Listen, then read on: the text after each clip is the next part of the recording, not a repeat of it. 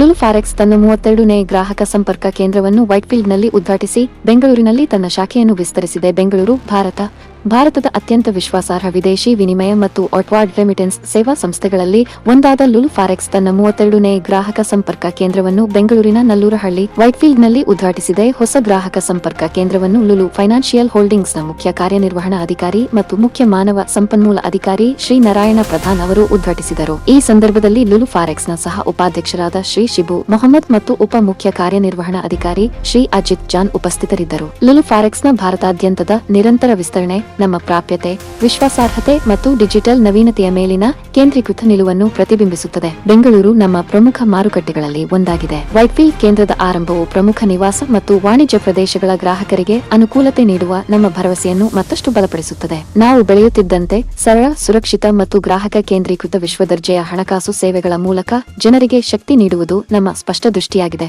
ಎಂದು ಲುಲು ಫೈನಾನ್ಷಿಯಲ್ ಹೋಲ್ಡಿಂಗ್ಸ್ನ ವ್ಯವಸ್ಥಾಪಕ ನಿರ್ದೇಶಕ ಶ್ರೀ ಅದೀಬ್ ಅಹ್ಮದ್ ಹೇಳಿದರು. ಉದ್ಘಾಟನಾ ಸಮಾರಂಭದಲ್ಲಿ ಮಾತನಾಡಿದ ಶ್ರೀ ನಾರಾಯಣ ಪ್ರಧಾನ್ ಹೇಳಿದರು.